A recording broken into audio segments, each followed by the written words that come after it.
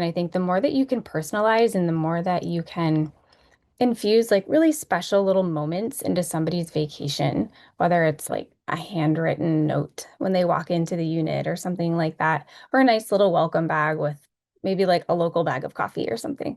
Just, reminding them how special it is to visit that specific area. Welcome to the Vacation Rental Show. This is your essential playbook to grow and scale your vacation rental business with advice and insights from the best in the biz. I'm your host, Lynell Gordon. Today on the Vacation Rental Show, we're hanging out with Grace Souter. She's the Director of Digital Marketing at Inhabit. Grace has been in the vacation rental industry for over 15 years. She has experience with Blue Tent, Vacasa, and beyond. She knows the ins and outs of property management, guest relations, and of course, marketing. We're going to dive into how she's helping property managers keep up with all the changes that are happening in the industry, with what both big and small companies can do to grow their marketing efforts. Welcome, Grace. Thank you so much, Lynell. I'm excited to be here. So we have had a lot of changes, Grace, in our industry with regulations and acquisitions, consolidations, and they've really impacted the vacation rental industry. So what kind of adjustments do property managers have to make to maintain being competitive in their market with all these changes that are happening? Yeah, so like you mentioned, there's a lot of things going on. We're seeing a lot of property managers are retiring and they're ready to move on from their business. They might be looking to sell. So we've got new investors coming into this space and a lot of new faces. So that has been very exciting. And then, of course, we have a lot of regulations now showing up. So I think that that's, just something we all need to be mindful of and keep our eye on, depending, it doesn't matter which city we're in, if we already have regulations or not, chances are it will probably come our way at some point. And I guess it's just starting to kind of feel like it's no longer the Wild West, like anytime something gets really big, it's time to, put measures in place to make sure that it doesn't get out of control. And I think that's where we're at in the vacation rental industry. So yeah, specifically with regard to acquisitions, I think it's a good time to just kind of be aware of your surroundings and whether it's you yourself that might be looking for an opportunity to acquire a business or maybe sell your business, or you could have a competitor in the space who might look like they're positioning to sell. Just kind of, having your eyes up and being aware of how you might be able to capitalize on whatever situation might come up. And then for regulations, like I said, we all need to be paying attention no matter where we live or whatever is going on in our market. And a good way to prepare, I know I've heard this come up before on your podcast, is to probably team up with some other companies and businesses in your area and form some sort of like a committee or a group of people, an alliance maybe that is, specifically there to advocate for your community.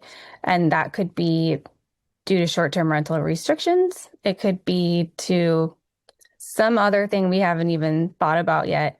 Where I live, on the Outer Banks, I live on Hatteras Island, and access is a big issue for us here, as well as, the health of our dunes. So that's something that I've been involved in for a long time with local property management companies to advocate for access here on Hatteras Island specifically. So there's a lot going on. I think how you prepare and how you position yourself probably has a lot to do with your goals for your company.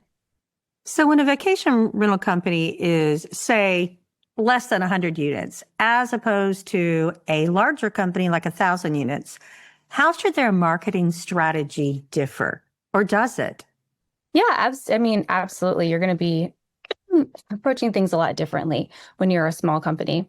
So when I was a small company here on the Outer Banks, we did a lot of storytelling. And we really were not, I never felt like we were selling units. We were selling experiences and just any opportunity that we could be selling a local experience or talking about how unique we were and how different we were, and just infusing all of that flavor into our messaging, into our website, into all of our content. That was a really big focus. relationships with local businesses was really important to us, not just because it was great to, highlight them and show off, who our community members were, but it was a really good way to maybe get some perks for our guests, like discounts or something like that. It was always a really fun part of the local strategy and just trying to personalize as much as we could. As things get bigger and bigger, it's harder to always do that, but there was a lot of like manual heavy lifting that went into it. And then as, a company starts to grow, the messaging has to shift, first of all. You're no longer talking about how unique and different everything is, but you're actually trying to talk about how standardized everything is. Now we're a professional company. We're trying to build trust. We're trying to talk about our professional standards and that type of thing. So the message is a little bit different.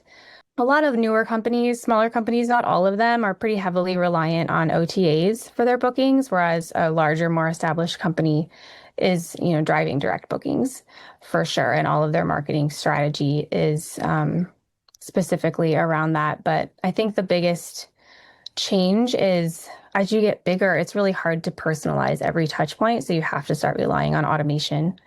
That's kind of my overview for that.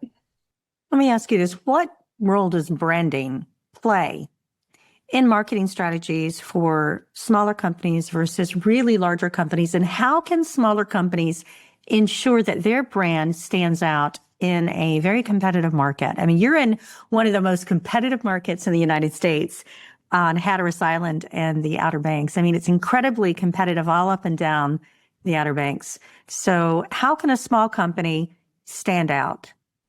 It's a great question. And you're right. We are one of the largest vacation rental companies in the world, I think. And it's very easy to be like, they're all the same.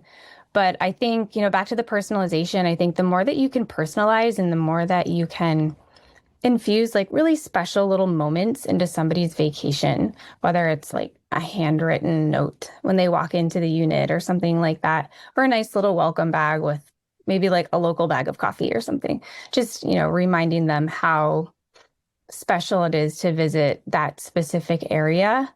And being a storyteller, being an innkeeper is what we used to say. You're kind of the ambassador for your community in, not just your operations, but in all of your marketing.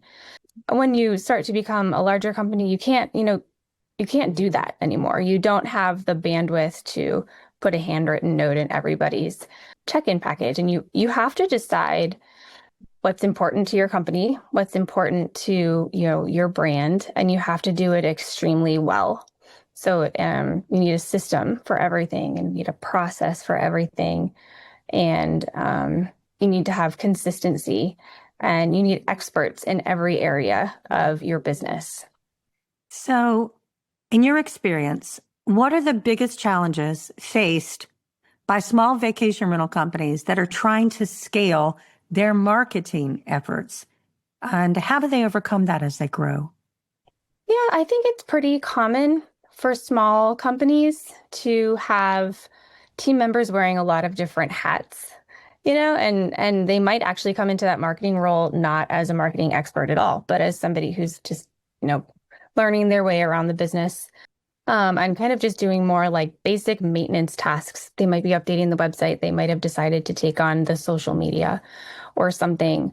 But I think as you start to grow and you start to scale and you start, really looking, at homeowner acquisition strategies, you start to recognize that you need to have a level of sophistication to your marketing.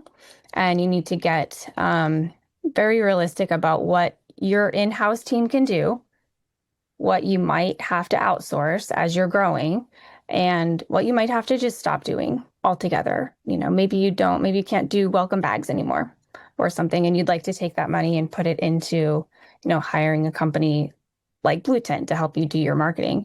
But as, at the kind of the basic things that you need to keep in mind as you're starting to step out of that, mom and pop phase, maybe into more of a sophisticated company, you absolutely must be optimizing your website for search engines, and you must be doing paid advertising. That's how people are going to find you up against some of these bigger competitors. And then you need to have the ability to reach your audience via email. I think that that's super important and sometimes gets left behind. But you need a marketing team. You no longer can be treating it like an afterthought. So it can be challenging to add experts to a team and, be paying full-time team members.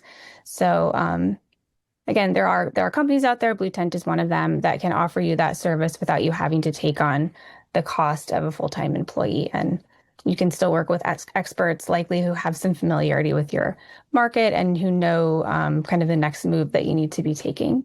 Let me ask you something. AI has come in. I know that people can use AI to assist in marketing. Have you found any really good strategies for people to use AI in marketing? Well, sure. I think, everyone initially probably goes to ChatGPT first and foremost. And how can I make writing my blogs faster, my unit descriptions? I think those are really easy, kind of low-hanging fruit. But I think it starts to get really exciting when you start looking at email specifically and personalizing those emails based on previous user behavior. Something like if somebody has come and previously declared a pet when they book their reservation, that segment of pet-friendly emails will now be hitting that guest. Same with automation. And I think it's super exciting that I just think we're scratching the surface right now as far as what we're able to do. Moving forward, I think we're going to see a lot of super exciting developments with like reporting and integrating different data sets, from this system to this system, not just giving you a report, but then also automating the insight that you can provide to a guest or that they can potentially provide to a homeowner. It starts to get really, really wild. I love that. Yeah, it does. And it's like a deep hole that doesn't end. You just can go down and down and down this rabbit hole.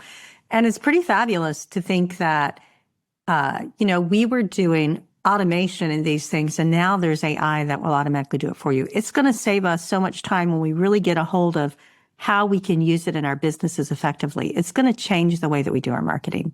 I mean, there's no right. question. I mean, and you just think about how quickly that could potentially happen. It wasn't 10 years ago in some places that we were still doing the printed unit book, Yeah. And, that was a whole production. It took a lot of time. You had deadlines of when you could have new units into your company so that they could make it into the book. And then That's those right. rates are locked in for the year.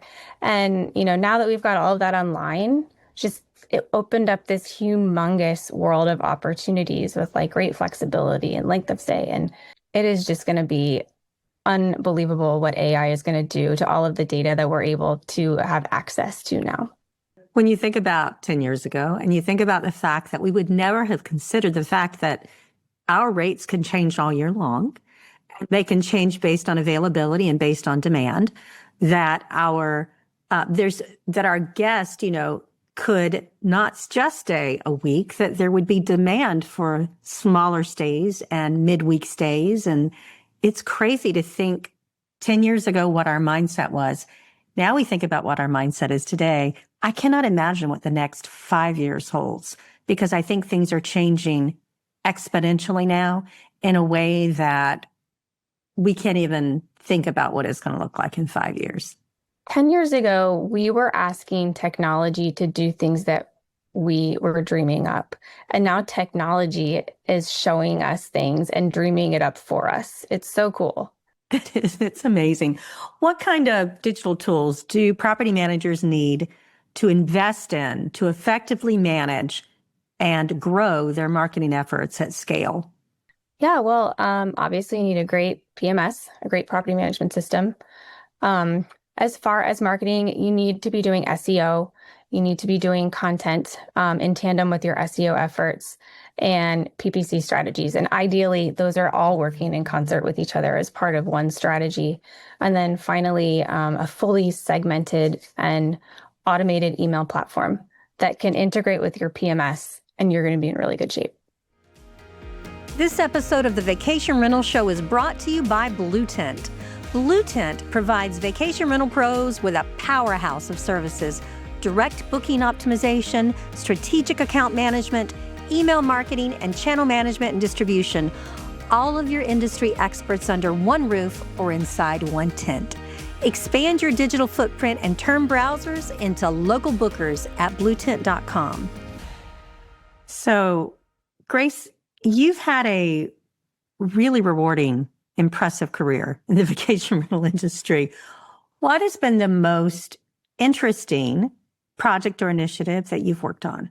That's a good question. I've been involved in a lot of different things. Very early in my career here on the Outer Banks, I helped kind of grow this business from, not this business, a different business, but grow a business from scratch. And it was very challenging and humbling, but it, taught me a lot of lessons. So I really enjoyed that. I really enjoyed my time at Vacasa. To be honest, I met some of the most brilliant, smart people who thought differently because a lot of them were not property managers and coming from that background. So it was really interesting for me to sometimes have to re-engineer the way I was thinking through a problem. So I really enjoyed that experience. Growth is really interesting. It is so interesting. And that's it. I think just overall, over the course of 15 or 20 years, you make a lot of mistakes. And I think we learn way more from our mistakes than we learn from our successes. I always tell my kids who compete in surfing, and we always say it's not losing, it's learning. And there's always a lesson. So as far as why I feel most rewarded now, I'm kind of at a point in my career where every time I walk into a problem, I can go back through the archives of my brain and be like, no, there's a solution for this. You learned this lesson already. And it's really fun now to be able to apply them. So, as someone that has experience with both very small, building from nothing, and very large vacation rental companies, what advice would you give to property managers who are just starting out? First off, I would say don't try to make everyone happy. If you're doing, the right thing for the right reason, if it makes somebody mad, that's okay. Especially in the beginning, I know you just feel like you have to say yes to everything, and it's totally okay to say no. I think learning how to own your mistakes and just thank people for the opportunity to learn from them is really important. I think you need to ask for help. Somebody told me once before I went to one of my first conferences, you might be surprised. You feel like you have so much to learn, but being in our market, we actually, are a little bit farther ahead than some other markets. And I didn't realize that. So, if you're in a market that's maybe, not the Outer Banks and it's just starting to feel the wave of vacation rentals take over, I promise you there are experts out there who can help you, and they would love to. So please reach out and ask for help. And the biggest thing I think I've taken away from the last 5 or 6 years specifically is that the people in your company who are on the front lines and out in the field, they really are your eyes and your ears, and you need to listen to them. They need to listen to what they're saying. And this really goes for any company, no matter what industry you're in. I think once you stop listening to them and you start listening to the, people above you, or maybe, looking at a different agenda, you really lose your footing. So, have some really good people around you and listen to them. So starting out, would you have hired sooner? Would I have hired sooner? Looking back over companies, when you start your companies, often I'm told by entrepreneurs, I should have hired sooner. And I think it's really hard for us as entrepreneurs to take that first step because we're responsible for their payroll, and you're responsible for their family, you're responsible for their wife. I mean, there's just so much heavy responsibility that we have a tendency not to hire, as soon as we need someone. Yeah. Do you see that looking back over starting that vacation rental company? Absolutely. Yes, absolutely. You need help. You can't do it by yourself. And you need people to tell you that you're doing it wrong. That's okay. That's why you hire good friends. That's why you work with people you can be honest with. Absolutely. And I love the fact that you talk about failures are our best learning experiences, because they are. They totally are. And I think once you've been in a business and running it for a long time, you recognize the fact. I remember advice given to me when I was just starting out my company, and someone said to me, just make a decision. You're going to make bad decisions, Lynell, but not making a decision is making a decision. Yeah. So, being decisive and learning to just make that decision is huge for, it's huge for starting out as an entrepreneur. So I love there's my that. advice. Like it. As someone that has a rich background in digital marketing, Grace, how do you stay inspired and keep up with all the changes that are happening in the industry? It's a good question. And I know I'm probably supposed to say, that I follow everyone on LinkedIn and I just suck it all up. And that's part of it. But I think I've really stayed in touch with a lot of people that I work with and that I have worked with over the years. And, they're all in different places now. There's a lot of them are still up and down the Outer Banks. I have a lot of friends out in Oregon, starting to learn new, different companies out that way. I have a few friends now working with Steve Schaub, and I do have a couple of friends who've started their own companies. So I think it's like keeping up with all of them and hearing how the changes are affecting them and their decisions and their companies. It's just interesting and it's really motivating to kind of keep at it and keep learning. And like we've talked about, there's so many things coming at us right now. It's just a super exciting time to be here. It really is. I'm very excited about the forward momentum and the things that are happening at Inhabit. I love what's happening at Streamline. I'm so excited about that. And I'm excited to see all the new things at Streamline Summit. I'm really excited about that too. Listen, one of the really cool fact, guys, and I know we've mentioned it, but Grace lives in the Outer Banks.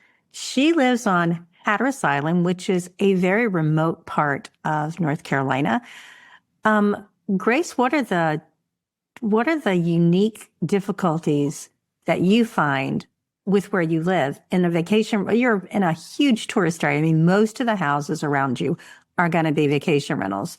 So what kind of unique challenges do you face there in the Outer Banks? I mean, we just had this huge storm that I was really concerned about the waves. What do you guys deal with? Tell everybody how you deal with that. Yeah, obviously access, I think, is currently one of the biggest things that we are always concerned about. And, we have some issues now along the southern end of Buxton. So beach erosion is constantly, just a constant battle that we're always going to be fighting. And you have one way in and one way out. If you're driving, there's one road, Highway 12, and it goes all the way. Now, how big are the Outer Banks? How many miles from the top of Duck or way up there all the way down? 200 about. I may be lied. It might be 100. It's a long way. It takes 2.5 hours to get from one end to the other, right? Yeah, if I was going to go from Hatteras to Duck. Yeah, so I mean, it's a very unique market with a lot of unique features. It's incredibly beautiful, and I know everybody deals with beach erosion. You guys deal with beach erosion on a whole new level. I saw an article yesterday that was a national article, and it said, "Why does the Outer Banks have so many hurricanes?" And I mean, of course, it's because of where it sits. It sits way out in the ocean. But I think, some of my best friends live there. So I get to visit, but you guys are brave, very brave to live there. It's an interesting place to live. And the reality is, I think, my husband and I talk about this all the time. It does feel like a dream come true to live here. And there's a little piece of you, no matter who you are, that lives here that knows that it could go away. Like anytime, any storm could be the one that takes it all away.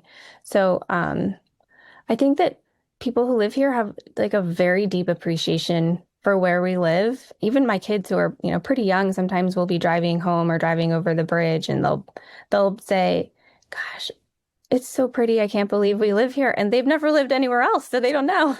But I think there's an appreciation that kind of resonates through our communities. And there's also a recognition that other people want to share it with us. So I think it's challenging when a storm comes and we're dealing with like roads not quite, open. Maybe businesses aren't quite ready. And in some cases in the past, we've had water in our homes and they're still letting guests back on the island. So you got to put your smile on, no matter how hard it is. But it's when you live somewhere this special, I think that deep down it's something you got to share. I love that. And I actually love the Outer Banks. I took my husband for the first time to the Outer Banks this past year. And I mean, it really is extraordinary. And coming over those bridges and just looking, you just can't believe that North Carolina is that beautiful and that special. So Where do you live, Lynell? I live between Dallas part of the time, I live in Israel part of the time, and I live in North Carolina at Holden Beach. That's my home. So it's 5 hours for me to drive from my house to the Outer Banks. But the better way to go, if you're going to go to the Outer Banks, my favorite way is to hit the ferries all the way up. You can start out, probably Cedar Island is, it's a great way. You can drive up there and take that ferry over to Hatteras. It's just stunning. The whole, over to Ocracoke, and then from Ocracoke over to Hatteras. It's a really amazing, incredible, beautiful place. I always take, it's a great place for drones. There's a lot of places you can't, so you have to be careful. But it's a great place to take photography, nature photography of maritime forest. I grew up at the beach, and when I grew up on the beach, we did have maritime forest at Holden Beach. It was before, all the lots had been cleared and everywhere. So, I mean, I remember when we had dunes that were, 4 stories high, and, in the summer we would go, in the winter we would go down to the bottom of those, and it's so hot there, even in the winter it's hot there because it blocks all the wind. It keeps the sun, and we'd lay out year round there when I was a kid. So did people always ask you what the winter was like? Yeah, I think. And I mean, we live in a tourist area too. And growing up in a tourist area, you appreciate the fact that that's where a lot of your income is coming from. Like I was cleaning houses to go to college, and that's a lot of money on the weekends. It's still a lot of money on the weekends. And then when I was 14 years old, I started working at a seafood restaurant that I could ride my bike to. And I was making $100 a night then. That's been a long, long, long time ago, guys. So, I mean, I grew up appreciating tourism and just loving the fact that we can share, like you say, these beautiful white sandy beaches. It's white sand at Holden Beach. It was just, I remember we moved there from Korea when I was, I think I was 11. And I remember saying to my mother when we drove there, I said, how can there be snow and it's so hot outside? And my mom said to me, well, no, that's sand. And I was like, what? Because I was used to snow everywhere. Yeah. And there's just, it's an incredibly beautiful place we have a lot of live oaks in our area, and we still have beautiful maritime forests still in places. I just bought some lots, not on the beach, but on the waterway side that had those incredible oaks and all the Spanish moss. And, I just love to look at that. I think it's pretty. So there you go. Well, thank you, Grace, so much. We know so many of the same people, and yet I don't remember hanging out before. I don't know. Maybe once at some point, but it's been a long time for sure. Yeah, probably at a conference. But other than that, see, I knew your name immediately when it came up. I was like, oh, yeah, she lives in the Outer Banks. She did this, she did that, she did that. Yeah, I work with Holly and Amy, Exactly. We know each other, but we have all the same friends. Our industry is so small. But guys, if you want to reach out to Grace and talk to her about marketing or talk to her about starting, your company that's starting or any issues that you're having, Grace, would you be willing for them to reach out to you? Yeah, absolutely. My email address is grace.souter@bluetent.com, and I would love to hear from you. And it's SOUTER, guys. So please reach out to her if you have marketing questions. She's been doing it so long, she knows an enormous amount and can really help you guys as you grow. So thanks for being here. Thank you so much. It's so good to see you. This episode of the Vacation Rental Show was brought to you by Blue Tent. To find out more about how Blue Tent can help grow your vacation rental business, visit bluetent.com. Make sure to search for the Vacation Rental Show in Apple Podcasts, Spotify, and YouTube, or anywhere else podcasts are found, and hit subscribe so you never miss an episode. On behalf of the team here at Inhabit, thanks for listening.